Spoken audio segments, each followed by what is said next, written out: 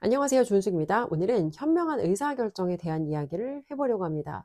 제가 오늘 여러분하고 나누려고 하는 내용은요. 이 레이 달리오의 원칙이라는 책에 나온 내용 플러스 제가 책을 읽고 느낀 점 그리고 제가 살면서 경험했던 것들 함께 나눠 보려고 합니다.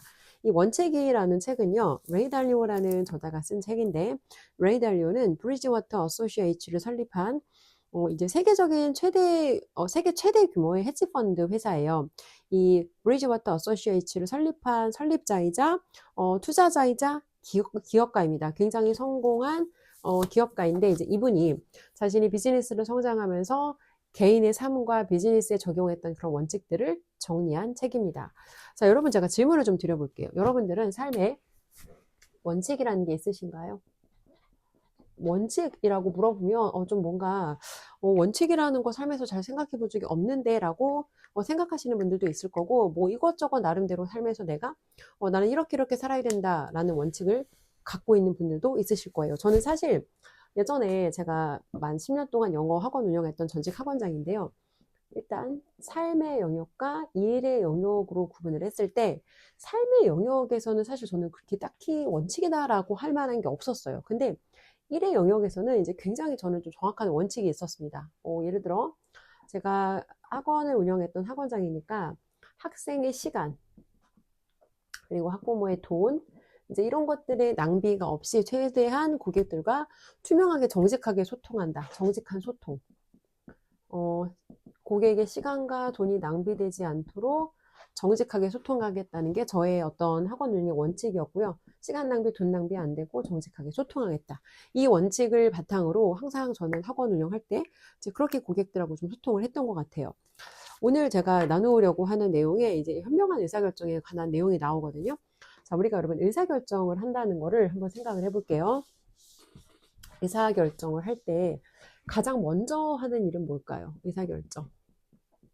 예를 들어서 제가 이제 최근에 집을 이사를 하려고 하는데 이사하면서 이제 인테리어랑 뭐 이사 업체 이런 곳들을 알아보겠죠.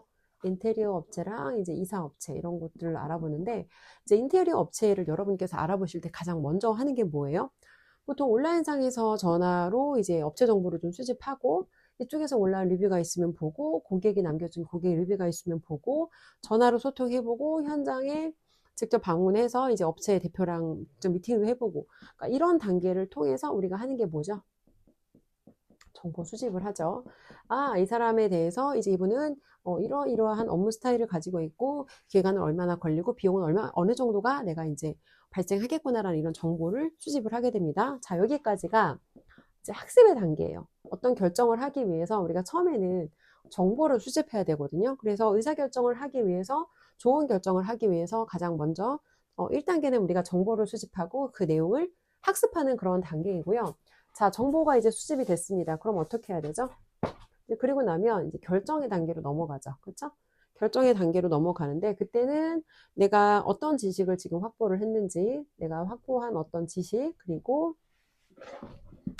이 인테리어 범위는 어디로 할 것인가 뭐 전체를 다 할 것인가 아니면 특정 부분만 할 것인가 내가 무엇을 할 것인가에 대해서 결정을 해야 되고 그리고 나서 내가 원하는 게 있는데 이제 그거 어떻게 성취할 건가 내가 원하는 게 지금 전체 인테리어는 아니고 뭐 이런 부분을 할 거야. 그러면은 이제 이거를 어떤 업체랑 어떻게 소통을 해서 어느 정도 기간에 어느 정도 비용을 예산으로 잡아서 이제 할 거다. 이런 식으로 취득한 정보를 바탕으로 학습하고 그 내용을 바탕으로 이제 이렇게 우리가 의사결정을 하는 거죠. 자, 여러분 근데 여기서 우리가 주의해야 되는 내용이 있어요.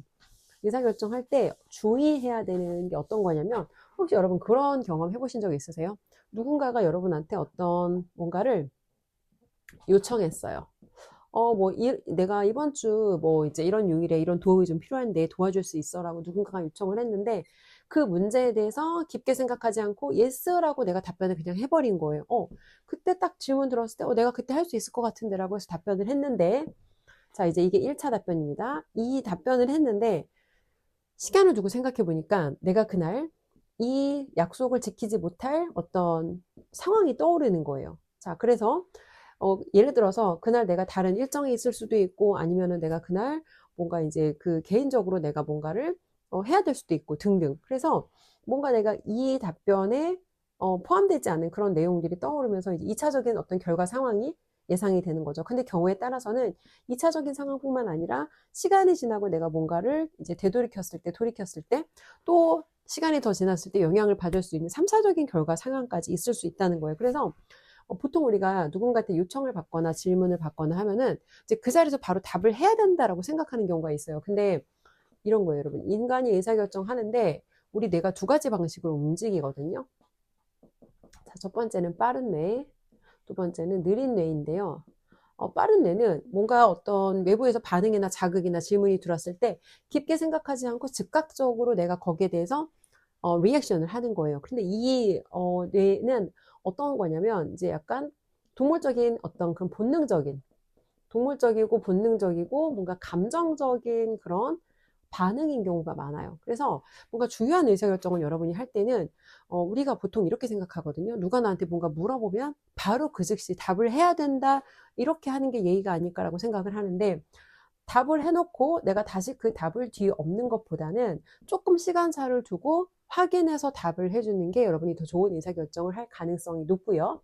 자, 그리고 경우에 따라서 어떤 것들은요, 여러분이 빠르게 결정하라는 요구를 받을 수도 있어요. 예를 들어서 저 같은 경우에도 이제 인테리어를 진행하고 몇 군데랑 소통을 했어요. 근데 소통하는 과정에서 예를 들어 이분이 이제 현장 답사를 해서 견적서를 저한테 보낸 거예요. 근데 처음에 저희가 소통했을 때랑 내용이 많이 달라졌어요. 그러면 이분하고 제가 이제 마치 진행 직전까지 깊게 소통을 했다 할지라도 이 조건값이 달라졌기 때문에 처음에 이분하고 저하고 소통했던 출발점에서 굉장히 많이 벗어났기 때문에 여기까지 왔으니까 그냥 내가 이걸 진행해야 되나? 사실 실제로 저는 과거에 뭔가를 제가 그렇게까지 일을 진행하는 게 단계 10이라고 하면은 한 7이나 8까지 온 어떤 경우에는 이 거래가 내키지 않아도 거절할 수 없어서 그냥 거래를 진행했던 적들이 있어요. 근데 이런 선택을 했을 때 시간을 지나고 2차, 3차 결과를 봤을 때 그 거래가 썩 유쾌하지만은 않았거든요. 그래서 그때의 실패 경험을 바탕으로 저는 뭔가 중요한 결정, 그리고 많은 돈을 지출해야 되는 결정은 빠르게 결정하지 않고 조금 시간차를 두고 일부러 생각하고 고민한 다음에 결정을 하는 경우가 있어요. 그래서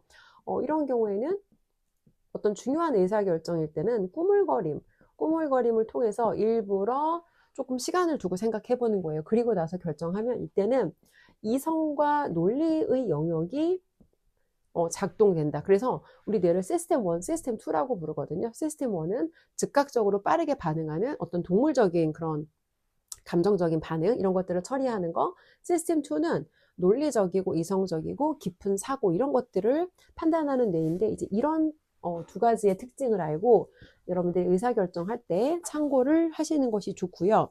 특히나 우리가 뭔가 남이 뭔가 해서 좋아 보일 때 나도 저거 해볼까라고 내 어떤 상황과 그런 것들을 많이 고려하지 않고 빠르게 뭔가를 결정하는 경우 있어요. 특히 내가 이제 고민의 시간이 짧은데 그로 인해서 투입되는 시간, 비용 이런 어떤 노력의 리소스가 큰 거라고 한다면 조금 더 신중하게 생각할 필요가 있다는 거죠.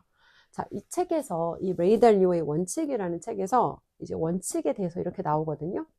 그러니까 원칙이라는 게 처음부터 여러분이 원칙을 만들고 출발할 수는 없어요. 어떤 거냐면 제가 아까 학원 운영하면서 아이들의 시간과 학부모들의 돈과 그리고 이제 뭔가 아이들이 학습 결과가 좋지 않을 때도 이런 거를 나는 투명하게 소통해서 이분이 아이의 상황이 이렇다는 거를 인지한 상태에서 여기를 보내는 거랑 아이가 잘하고 있다고 믿으면서 보내는 건 다른 거기 때문에 특히나 아이 상태가 좋지 않을 때 사춘기 같은 거 겪어서 상태가 좋지 않을 때는 최대한 저는 더 투명하게 소통하려고 노력을 했거든요. 그래서 이제 이런 것들도 저도 이런 원칙을 만들게 된 게 학원 운영을 하면서 여러 가지 저도 많은 시행착오들을 겪었어요.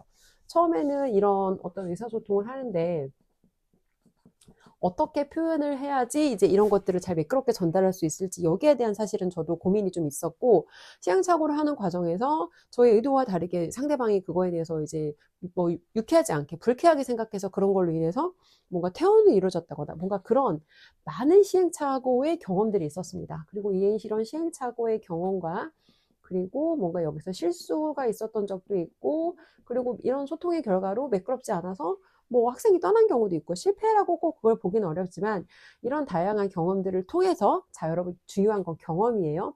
경험을 통해서 이제 경험을 했다는 건 제가 어떤 그 전에 문제를 경험했다는 거예요. 학생이 요즘 상태가 좋지 않네. 공부에 집중을 안 하네. 그래서 이제 이런 거를 학부모님하고 소통을 하는 거예요. 소통을 했는데 경험을 하고 났더니 내가 잘 해결을 했어. 뭔가 이제 아이 상태는 좋지 않지만 지금 호르몬 문제라서 우리가 할 수 있는 건 없으니까 그냥 좀 기다려보자. 아이한테 좀 시간을 주자. 잘 소통을 해서 해결했던 그런 데이터 아니면은 뭔가 소통은 했는데 결과는 좋지 않았어. 어쨌거나 문제를 내가 해결해서 풀어낸 경험이 있으면 여기에 대한 데이터 값이 쌓이는 거예요. 그리고 이제 이런 해결 경험을 바탕으로 어떤 공통된 패턴화가 이루어지는 거죠. 공통된 패턴화가 이루어집니다. 그러면 A 유형의 학생은 이제 이렇게 B로 처리를 하면 되고 C 유형의 학생은 D로 처리를 하면 되는구나. 이제 이런 여러 가지 해결해 본 경험들이 데이터로 누적이 되면 그때 저만의 원칙의 리스트가 만들어지는 거예요. 그래서 원칙의 리스트가 이제 이렇게 시간 속에서 경험과 하나하나 이런 어떤 시행착오의 경험, 성공의 경험 이런 것들을 통해서 데이터가 쌓이다 보면 그것을 기반으로 원칙의 리스트가 만들어진다. 근데 아마 여러분이 뭐 직장 생활을 하시거나 자영업을 하시거나 아니면은 아이들을 키우는 부모님이라고 해도 분명히 여러분들이 어떤 특정 분야에 대한 여러분만의 원칙이 있을 거예요. 예를 들어서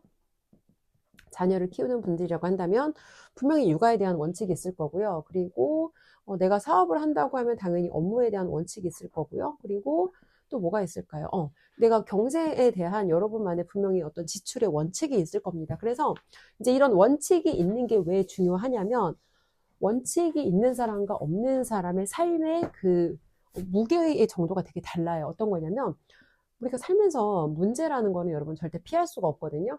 문제는 우리가 피하려고 한다고 피해지지 않고 문제를 제거할 수도 없어요. 문제라는 거는 항상 예상하지 못한 시점에 우리의 삶에 불쑥불쑥 끼어들기 마련인데 이 문제를 우리는 하나하나를 다 다른 문제라고 봐요. 근데 가만히 문제들을 들여다보면 이 문제들의 공통된 패턴이 있습니다. 그래서 여러분이 특별히 어려움을 겪는 어떤 영역이 뭐 인간관계가 될 수도 있고요. 아니면은 직장 생활의 업무가 될 수도 있고요. 아니면 여러분이 경제 문제가 될 수도 있고, 나는 열심히 돈을 버는 것 같은데 계속 경제 상황이 나아지지 않아. 그래서 뭔가 여러분이 그 문제를 겪는 그 카테고리가 있을 거예요. 근데 여러분이 그 카테고리 안에서 다른 문제들이 계속해서 불쑥불쑥 들어오는 것처럼 생각되지만 사실은 공통된 속성을 가지고 있어요. 그래서 이 문제의 속성을 알고 나면 그거에 맞게 내가 어떻게 이 문제들에 대응할까에 대한 어떤 원칙의 리스트를 만들면 내 원칙대로 하면 되거든요. 근데 삶에 원칙이 없는 사람은 이제 예를 좀 들어볼게요. 육아를 하는 부모님이에요.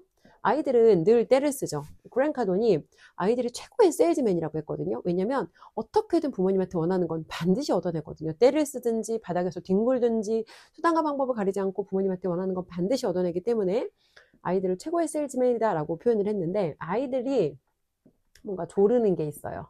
주장하는 게 있습니다. 그러면 부모님들께서 분명히 여기에 대해서 뭐 되는 거 안 되는 거 뭐 아니면 이제 한정적으로 뭐 허락되는 거 이런 식으로 기준이 있을 거예요. 근데 육아의 기준이 있는 게 왜 중요하냐면 아이들이 사회의 구성원으로 살아가는데 뭔가 우리가 세상에 살아가다 보면은 기본적인 질서와 원칙과 규칙 안에서 살아가거든요. 근데 이런 거를 집에서 훈련이 안 되어 있는 아이들은 학교에 그 아이가 다니게 된다거나 아니면은 그러니까 가정이 아닌 다른 사회 구성원으로 그 아이가 함께하게 됐을 때 가정에서 이런 기본적인 규칙 원칙이 훈련이 안 된 아이들은 밖에 나가서 내가 하고 싶은 대로 하지 못하는 환경에 대해서 되게 어려움을 겪어요. 그래서 반드시 분명히 육아에 대한 리스트가 있을 건데 하지만 여기서 또 되게 중요한 게 있거든요. 어떤 얘기냐면 제가 20년 차 교육업 종사자잖아요. 제가 10년 학원 했고 20년 애들 가르쳤는데 가장 나쁜 부모님 패턴이 있어요. 이거 그냥 팩트예요. 정말 나쁜 부모님 패턴이 일관성이 없는 부모님이 제일 나쁩니다.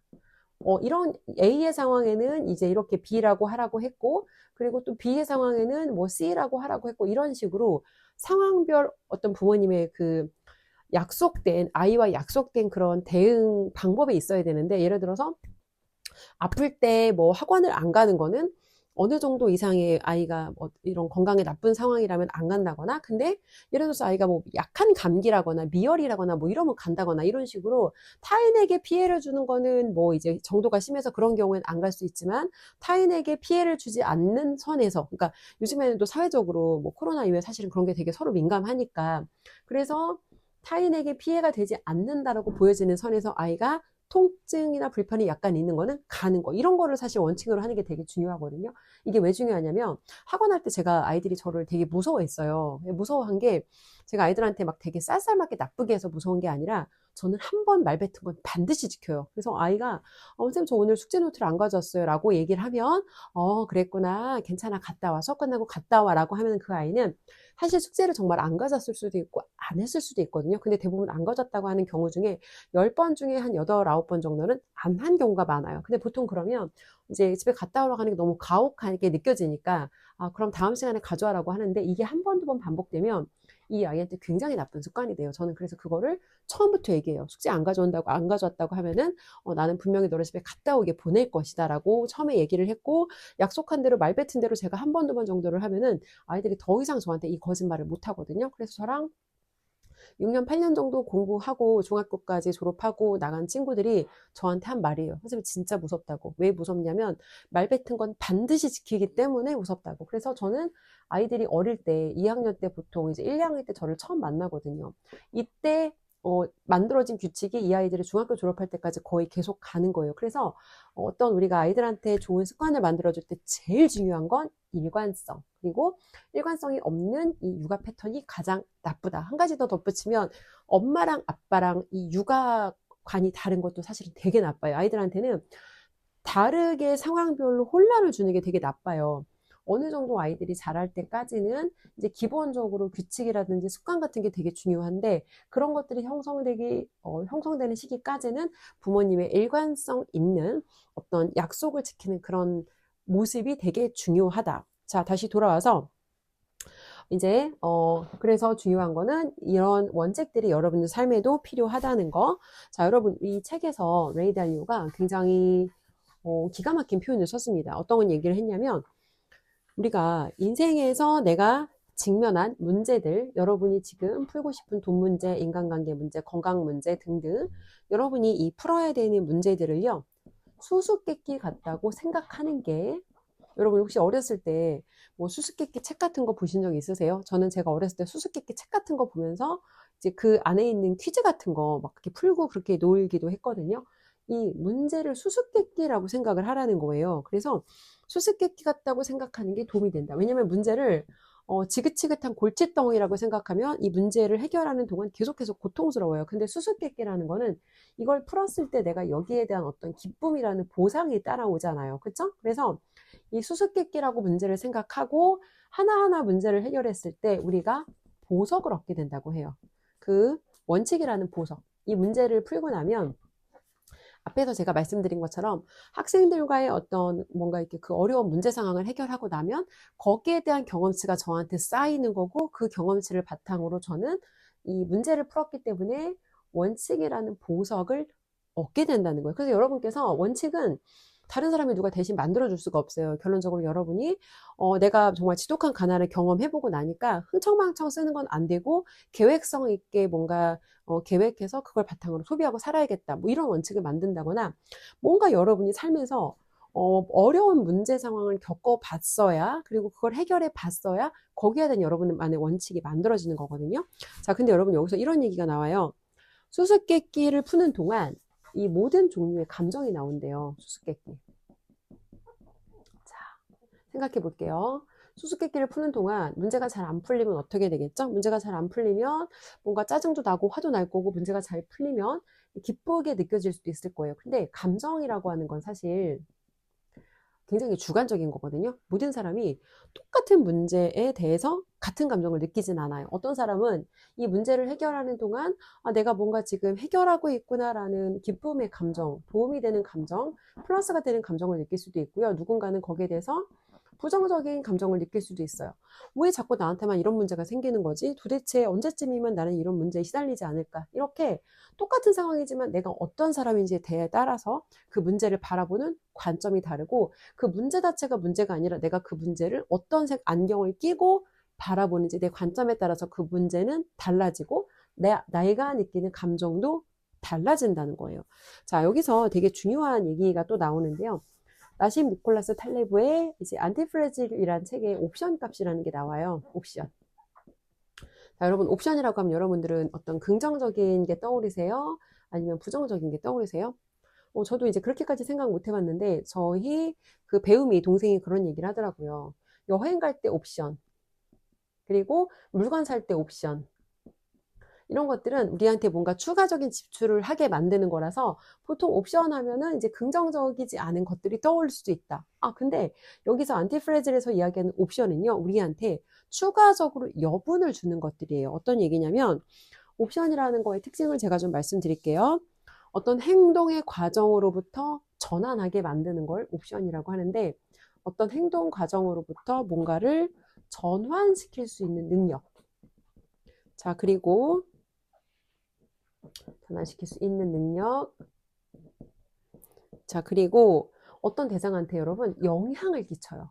영향을 끼쳐서 그것을 성장하게 만드는 특징이 있습니다. 이 옵션 값이라는 거는 우리가 뭔가에 대해서 여분을 가지는 걸 얘기하는데, 뭐 예를 들어 여러분이 지금 메인 잡이 있어요. 이 메인 잡이 있는데 이거 말고도 여러분이 뭔가 추가적으로 돈을 버는 옵션이 있다고 하면은 이제 이 옵션 값이 여러분한테 사실은 플러스인 거죠. 물론 이 옵션 값이 마이너스가 될 수도 있어요. 투자를 잘못했다거나 아니면은 뭔가 여기서 손실이 일어날 수도 있지만, 추가적으로 내가 뭔가를 만들어낼 수 있는 가능성이 있다는 상황 자체는 여러분한테 플러스 옵션인 거죠. 다시 돌아와서 옵션이라고 하는 거는 누군가한테 영향 끼쳐서 성장을 할 수 있도록 만들 수 있는 거 옵션이라고 하고, 이제 여기서 이게 중요하거든요. 근데 이게 모두한테 이 옵션이 긍정적인 플러스 방향으로 작용하는 건 아니에요. 어떤 얘기냐면 특정 유형의 사람한테만 이게 적용이 된대요. 특정 유형의 사람. 그러니까 어떤 똑같은 상황에 내가 이거를 플러스로 만들 수 있는 사람인지, 똑같은 상황에서 이걸 내가 마이너스로 보는 사람인지, 내가 어떤 사람인지, 내가 되게 프레즐한 사람인지 내가 안티 프레즐한 사람인지에 따라서 옵션 값이 나에게 플러스가 될 수도 있고 그렇지 않을 수도 있다라는 얘기입니다. 자, 여러분, 근데 이게 이제 왜 중요하냐면 우리가 이 특정 유형의 사람한테만 이게 플러스 될 수 있다라고 이야기했잖아요. 특정 유형. 자, 그럼 여러분은 이제 어떤 이 옵션 값으로 여러분이 삶이 뭔가 조금 더 내가 플러스 될 수 있는 그런 사람이 되길 원하세요? 아니면 별로 그렇게 되고 싶진 않으세요?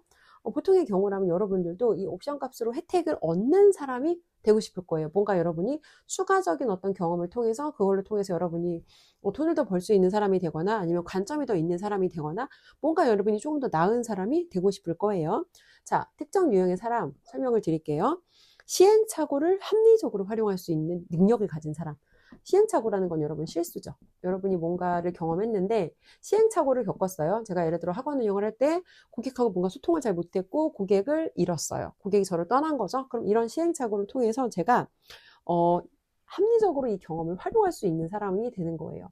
어떤 얘기냐면 이전에 한 번 잃었지만 그 잃은 경험으로 끝나지 않고 이거를 제가 마치 실수했는데 아무 일도 없는 것처럼 됐으니까 그냥 넘어가, 잊어버려, 어차피 지난 일이니까, 이런 식으로 그냥 덮어버리는 게 아니라 시행착오를 통해서 이 실수를 통해서 경험한 걸 통해서 깨닫고 이거를 합리적으로 활용할 수 있는 그런 사람, 그런 능력을 가진 사람이 사람이어야지만 옵션으로부터 혜택을 얻을 수 있고요. 두 번째는 실패거든요.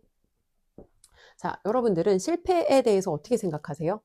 우리나라의 교육 방식 자체가 아이들한테 정답을 찾는 위주의 교육을 하죠. 그래서 정답을 찾는 걸로 평가를 받습니다. 정답을 얼마나 많이 찾았는지에 따라서 평가를 받고, 이런 식의 평가가 있다 보니까 오답에 대해서는 어떻게 되죠?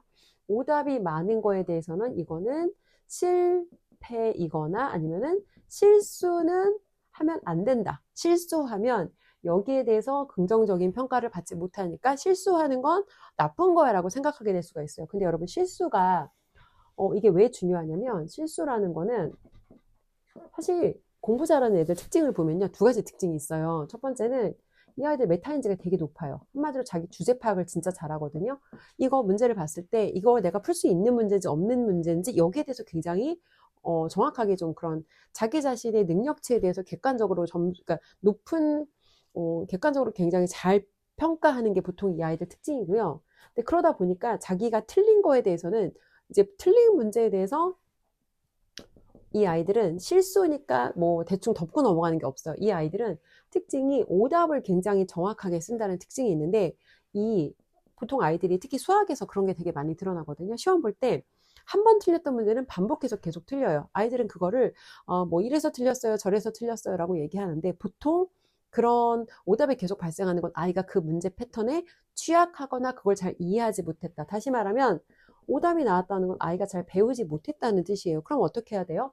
배우지 못했으니까 틀린 거를 야단하는 게 아니라 이거를 배울 수 있는 오답을 다시 익힐 수 있는 기회를 주는 게 훨씬 중요하다는 거예요. 근데 너무 오답에 대해서 우리가 맞았다 틀렸다의 관점으로만 판단을 하다 보면 아이들이 자칫 오답은 실수한 건 나쁜 거고 오답은 실수는 하면 안 되고 오답은 나쁜 거야 이런 식으로 생각할 수 있는데 오답이라는 건 아직 배우지 못했다는 뜻이고 여기에 대해서 내가 조금 더 배우고 익혀야 한다는 뜻이다. 그리고 틀렸기 때문에 그 문제를 내가 틀렸기 때문에 모르는데 그걸 찌정해서 맞았으면 사실 내가 이 문제를 모른다는 거를 확인하지 못하고 넘어갔어요. 근데 틀렸기 때문에 그거를 모른다는 걸 알게 됐고 그러니까 배울 수 있는 기회가 만들어졌다는 거죠. 그것처럼 인간들이 살아가는 여러분 우리 삶도 똑같아요. 인생에서 실수하는 거는 실수라고 보통 생각할 수도 있지만 아직 내가 그게 익숙하게 능숙하게 그 문제를 다루지 못하는 거예요. 직장 내에서 인간관계가 능숙하지 않다거나 아니면은 돈을 관리하는 면에서 자꾸 빵꾸가 나는 건 내가 돈에 대해서 어떤 그런 올바른 경제관념을 갖고 있지 않다거나 아니면 경제관념이 머리로는 있지만 실제로 내가 행동을 잘 안 된다거나 아니면 이성하고 반복적으로 문제가 생기는 거는 내가 이성하고 어떤 관계를 맺을 때 뭔가 나의 스스로 포지셔닝을 잘 못한다거나 등등등 같은 문제가 반복되는 건 거기에 대해서 아직 내가 더 배워야 될 공간이 있다라는 그런 관점으로 이해를 하시면 좋겠습니다. 자, 그리고 이제 다음은 우리가 이제 잃지 않고 이제 이 얘기까지만 제가 오늘은 하고 마무리를 할게요. 지금 오늘 내용이 조금 길 것 같아서 이제 의사결정을 할 때 아까 제가 계속 실수, 실패, 시행착오 이런 얘기를 했잖아요. 시행착오. 자, 이런 게 왜 중요하냐면 우리는 잃지 않고 얻을 수가 없어요. 무슨 얘기냐면 제가 여러분 손에 지금 마커를 쥐고 있잖아요. 이 손에 마커를 쥐고 있는 상태로 다른 거를 더 제가 뭔가 가질 수 있나요? 손에 꽉 차서 지금 손이 비어있지 않으면 이 손을 비우지 않고는 이 자리에 다른 새로운 것을 채울 수가 없습니다. 마찬가지예요. 인간의 삶도요.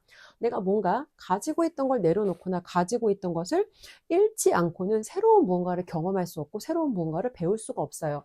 예를 들어서 내가 지금 하루 24시간 스케줄이 너무너무 빡빡한데 여기에다가 내가 새로운 무언가를 실험할 수 있는 그 시간과 그런 어떤 여력이 에너지가 전혀 허락이 안 된다는 거죠. 그래서 일단 뭔가 우리가 배우고 얻고 새로운 걸 깨닫기 위해서는 무언가 하나를 잃으면서 배워야 된다. 인간은 틀릴 때 가장 제대로 배우거든요. 그래서 제가 이제 오늘 글을 하나 실수로 삭제했어요. 블랙스완이라는 책을 읽고 어제 썼던 글인데 그 글을 오늘 수정을 하려다가 삭제 버튼을 눌러서 글이 삭제가 됐습니다. 제가 근데 오늘 뭘 깨달았냐면 엄청나게 제가 오늘 기가 막힌 걸 깨달았어요.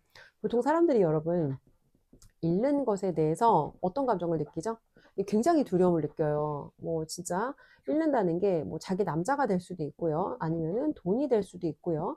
뭐 아니면은 뭐 건강이 될 수도 있고 우리가 이제 여러 가지 우리가 삶에서 되게 중요한 것들이 있잖아요. 근데 잃는 것에 대해서는 보통 두려움을 느끼고 그래서 잃고 싶지 않아 해요. 근데 왜 제가 사람들이 왜 이렇게 잃는 것에 대해서 두려움을 느낄까 제가 오늘 좀 그 생각을 해봤어요. 왜냐면 블랙산 이게 제가 1시간 정도 가까이 조금 넘게 들여서 쓴 글이었어요. 사실 저도 오늘 글을 써놓고 굉장히 스스로 뿌듯하고 만족스러웠거든요. 근데 이 글을 날리고 나니까 잠시 망연자실했습니다. 정말 한 1초 정도 잠깐 퍼즈된 상태로 저도 있었는데 어떤 생각을 했냐면 이 글을 내가 잃었지만 이 생각을 바로 한 거예요. 잃었지만 내가 이 글을 그러면 다시 쓸 수 없나?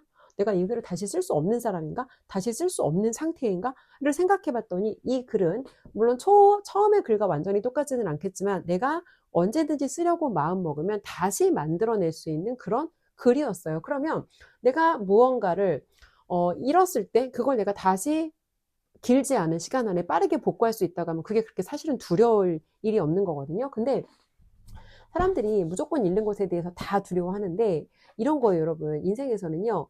절대 잃어서는 안 되는 것들이 있어요. 한 번 잃으면 절대 다시는 복구할 수 없는 것들이 있고 어떤 것들은 잃어도 되는 것들이 있어요. 잃는다기보다는 이것을 내주면서 다른 무언가랑 이제 예를 들어서 어떤 실수나 시행착오를 하면서 새로운 배움을 얻는다거나 아니면은 내가 더 발전하고 성장하기 위해서 교육의 비용을 투자하면서 돈의 관점으로 보면 돈을 잃은 거라고 볼 수 있지만 돈을 투자하면서 내가 그 자리를 지식과 배움과 어떤 지혜로 채운다거나 이런 식으로 잃어도 되는 것이 있고 절대 잃어서는 안 되는 것이 있는데 사람들이 되게 어리석은 우선순위를 갖고 사는 사람들이 있습니다. 어떤 얘기냐면 인생에서 여러분은 제일 중요한 우선순위가 뭔가요?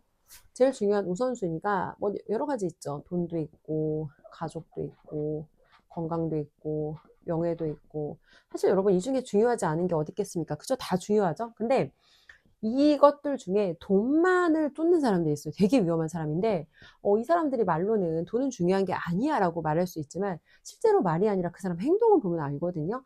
예를 들어 말로는 돈이 제일 중요한 게 아니라고 하지만 행동하는 걸 보면 늘 돈이 그 사람 우선순위에 있다면 이런 사람은 사실 되게 위험한 사람이에요. 왜냐면 이 사람의 돈을 이렇게 쫓는 건 이 돈을 내가 잃었을 때 다시 벌지 못할까봐 거기에 대한 사실 다시 내가 이 돈을 복구하지 못할까봐 거기에 대한 두려움 때문에 잃는 걸 이렇게 두려워하는데 이거를 너무 내가 집중해서 쫓다 보면은 가족이나 건강이나 삶에서 내가 더 중요한 절대 잃어서는 안 되는 훨씬 더 중요한 것들이 있거든요. 근데 정말 잃어서는 안 되는 이 소중한 것들까지도 이 돈이라는 것을 내가 지키기 위해 잃어가는 사람은 사실 굉장히 어리석은 사람인 거예요. 자, 돈이라는 거는 우리가 좋은 삶이라는 거를 위해서 필요한 하나의 수단이에요. 돈이 인생에서 불편한 것들을 제거하고 우리한테 뭔가 많은 편리성을 제공하기 때문에 돈이라는 건 당연히 되게 중요한 도구인 건 맞아요. 근데 이 우선순위라는 게 있잖아요, 여러분. 돈이 1번 우선순위의 어떤 가치나 자산은 절대 아니라는 거죠. 근데 이 우선순위가 잘못 세팅된 사람들은 엉뚱한 어떤 우선순위를 쫓게 되고 절대 잃어서는 안 되는 거에 대해서는 기꺼이 그걸 잃는 선택을 하고 또 어떤 거는 이거를 잃으면서 내가 배우고 깨닫고 갈 수 있는 것에 대해서는 또 절대 잃지 않으려는 그런 어리석은 판단을 하는 경우가 있다. 여러분이 그런 사람이 되지 않기를 바랍니다. 자, 여러분 혹시 이런 이야기 들어보신 적 있어요? 나는 뭐 몇 살까지 얼마 벌고 은퇴할 거다. 혹시 이런 생각을 아니면 내가 혹시 이런 계획을 지금 갖고 있다. 이런 계획 가져보신 분 있나요? 저도 사실은요, 40 초반 중반까지 이런 목표 계획 갖고 살았던 것 같아요. 그때 몇 살까지 얼마 벌고 이제 은퇴. 근데 저는 말만 그렇게 계획 구호를 외친 게 아니라 현실의 제 삶에 그게 정말 철저하게 반영됐어요.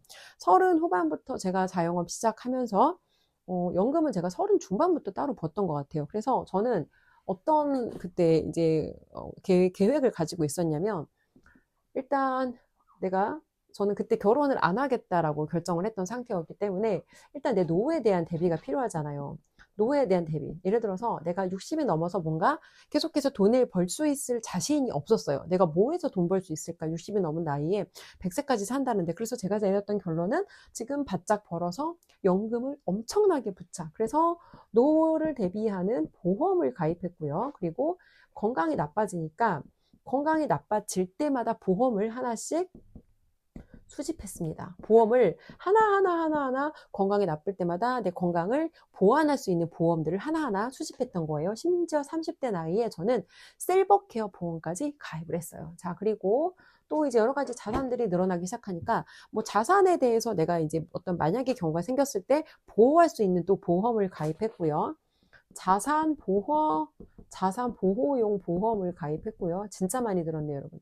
노후 대비용 이건 연금이고요. 그리고 또 뭐가 있을까요? 그리고 그렇죠, 여러분. 4번.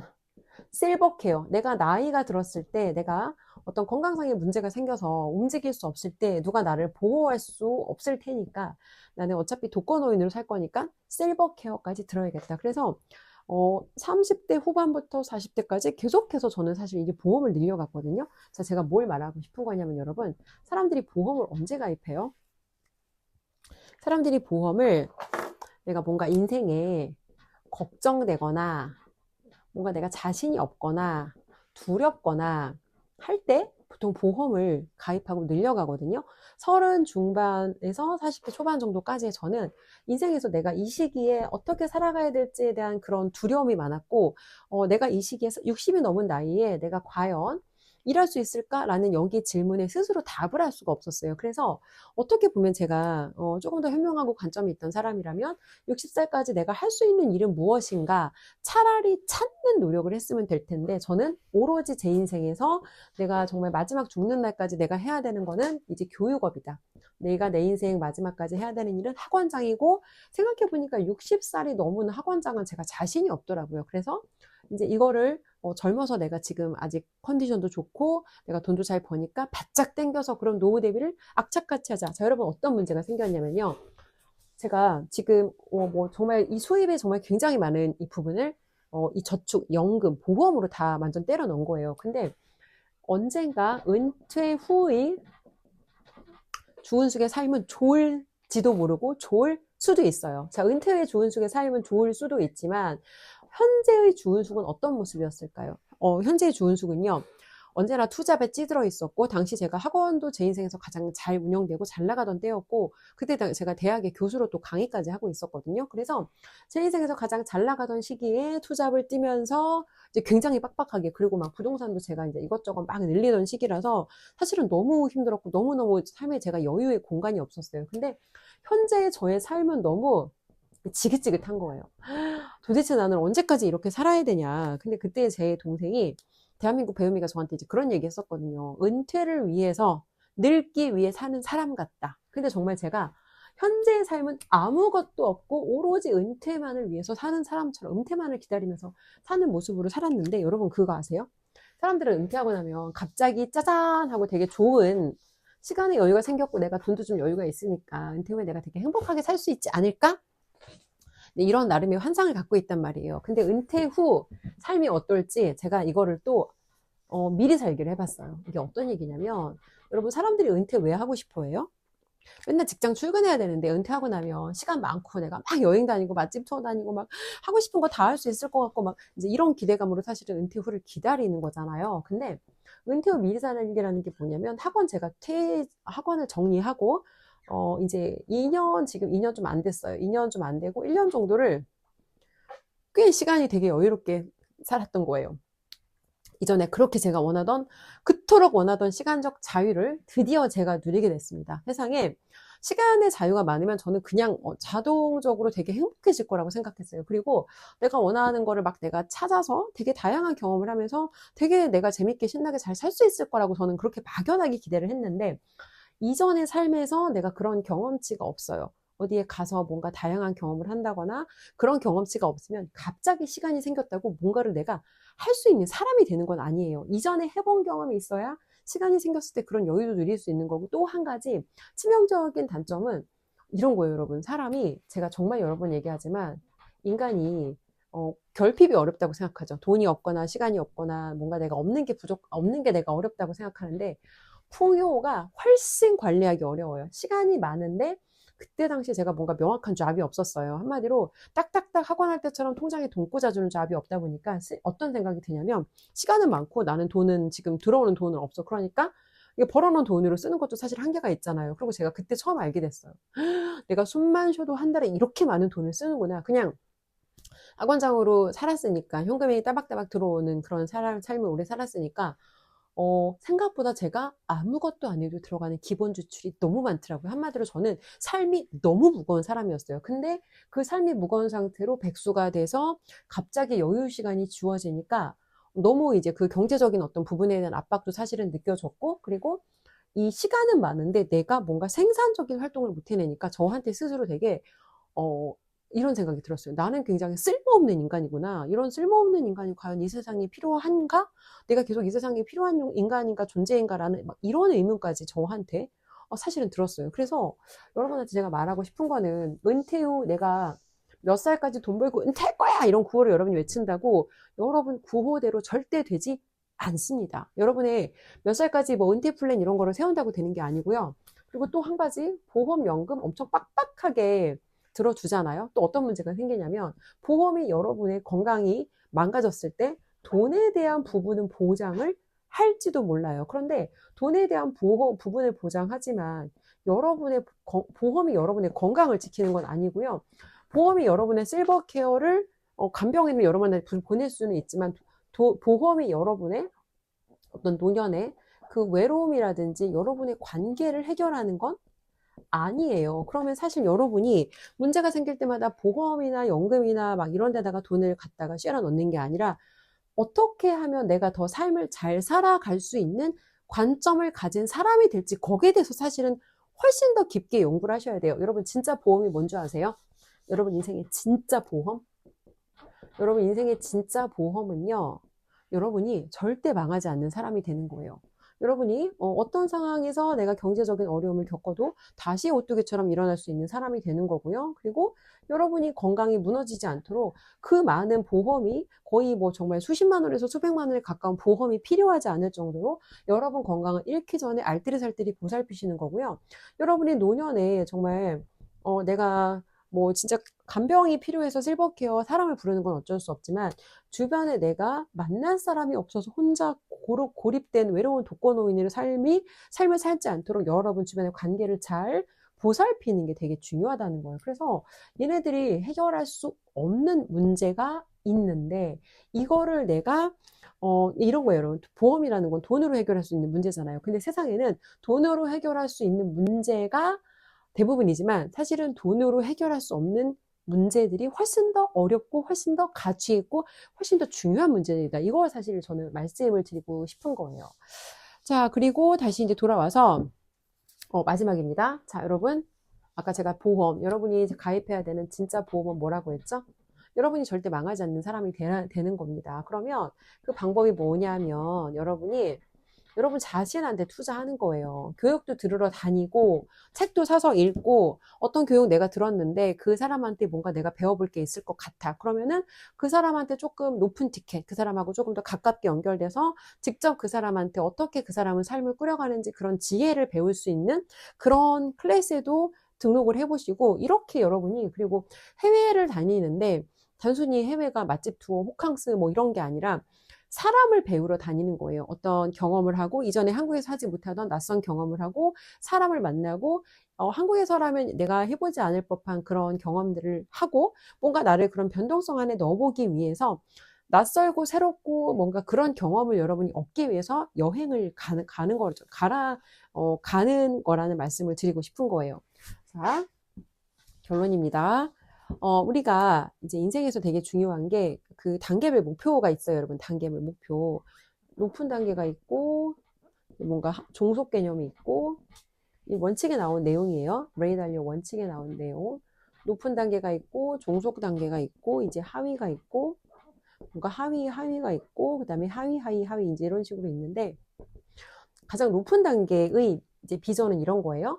나는 뭔가 세상을 더 가치 있는 곳으로 만들어 보고 싶어. 내가 세상에 쓸모 있는 사람으로서 다른 사람들이 더 잘 사는 삶을 내가 도와보고 싶어. 예를 들어 이게 가장 높은 수준의 어떤 목표인 거거든요. 높은 수준 단계의 목표인 거예요. 그럼 이제 그 하위 개념으로 이 종속되는 개념이 있을 거잖아요. 이 레이 달리오 책에는 나는 뭐 의사가 되어야지. 이제 이런 거를 여기다 썼어요. 이 사람은 세상을 가치 있게 만드는 방법으로 나는 의사가 되겠다. 이런 방법을 택한 거예요. 그러면은 의사가 될 거야. 그럼 여러분 제일 먼저 뭐 해야 돼요? 의대 가야죠. 그쵸? 의대 가려면 뭐 해야 돼요? 수학과학 잘해야죠. 그쵸? 수학과학 잘해야 되면 오늘 뭐 해야 돼요? 오늘 나 수학 공부해야죠. 그리고 오늘 나가서 내가 친구랑 놀 게 아니라 오늘 내가 수학 공부를 해야 된다라는 하루하루 단위 어떤 행동 목표가 나온다는 거예요. 그래서 여러분이 언제까지 몇 억을 벌 거예요 라고 하는 거는 이 종속 개념 수준의 목표인 거거든요. 근데 인생에서는 이 종속 수준 개념의 목표로만 인생을 바꿀 수가 없어요. 이 하위의 디테일한 목표를 여러분이 설정하는 게 실제 여러분의 삶의 변화를 만들어가기 위해 너무 중요하고, 그리고 여러분이 종속 목표만 가지고 인생이 정말 모든 문제가 해결되지 않는 게, 인간은 끊임없이 우리 동물이에요, 여러분. 우린 동물이라서 본능적으로 성장하지 않으면, 이 대자한 원칙에 의해서 성장하지 않으면 도태됩니다. 그래서 여러분이 이 목표를 통해서 결론적으로 하고자 하는 게 무엇인지 더 큰 가치 목표가 있어야 된다는 거예요. 근데 여러분이 단순히 돈 벌고 몇 살까지 몇 살에 은퇴할 거야 라고 해서 이 돈을 벌었다고 해서 여러분의 삶이 돈만으로 좋아지지는 않는다. 결론적으로 여러분이 그래서 진짜 살고 싶은 삶은 뭔지, 어떤 삶을 살고 싶은 건지, 여기에 대한 답이 없으면 내가 이 지점에만 가면 굉장히 행복해질 거라고 생각했는데 막상 이 지점에 갔는데 내가 기대하고 예상했던 것만큼의 행복이 없으면 여러분 얼마나 당황스럽고 실망스러우시겠습니까? 자, 이제 진짜 마지막 결론을 드릴게요. 자, 오늘 이 책에서 레이 달리오가 두 가지 제안을 하거든요. 두 가지 제안을 하는데, 자, 여기는 인생의 풍미를 즐긴다. 자, 여기는 누군가의 삶에 영향을 미친다. 여러분은 풍미를 즐기는 삶을 살고 싶으신가요? 아니면 영향을 미치는 삶을 살고 싶으신가요? 아니면 여러분의 현재 삶은 풍미를 즐기는 쪽이세요? 영향을 미치는 쪽이세요? 사실 되게 이제 많은 사람들이 여기서 갈등을 하실 거예요.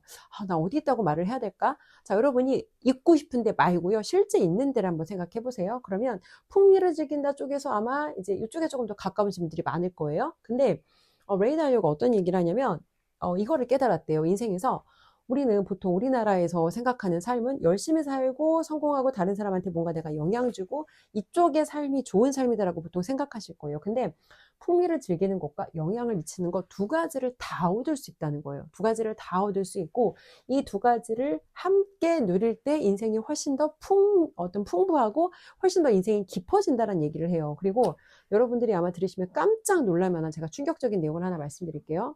혹시 여러분 열심히 일하는 거 이게 열심히 일하고 열심히 사는 게 나는 올바르다고 생각한다. 혹시 여러분 여기 동의하세요?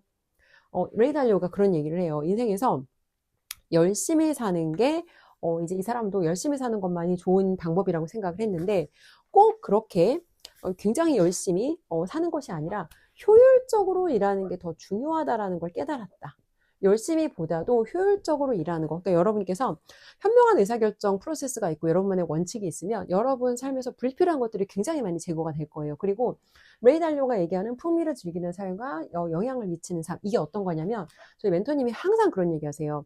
목적은 진지하게, 삶은 가볍게. 자, 다 똑같은 얘기입니다. 목적은 진지하게, 삶은 가볍게.